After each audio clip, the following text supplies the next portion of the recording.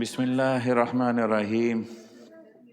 معزز سامعین کرام، آج ایک ساتھی نے یہ پوچھا ہے کہ کیا قبروں کو تعظیمی سجدہ کرنا جائز ہے کہ نہیں؟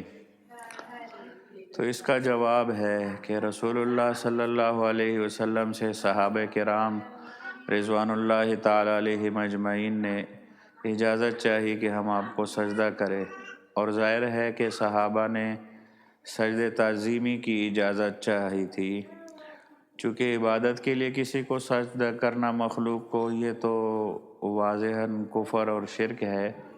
یہ اس کے بارے میں تو ہم صحابہ کرام کے بارے میں تصور بھی نہیں کر سکتے۔ تو رسول اللہ صلی اللہ علیہ وسلم نے جواب دیا کہ اگر کسی کو سجدہ کرنا جائز ہوتا تو میں حکم دیتا بیویوں کو کہ وہ اپنے شوہر کو سجدہ کریں۔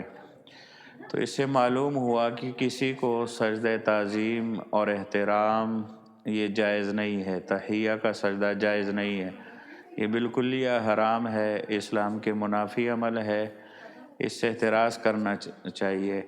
اور جن بزرگوں کو آج کل لوگ سجدہ کرتے ہیں ان کی تعلیمات بھی یہی ہے کہ یہ سجدہ جائز نہیں ہے، لہٰذا اگر ہم نے ان بزرگوں کی تعلیمات پر عمل کرے تو یہ ان کی تعظیم ہے۔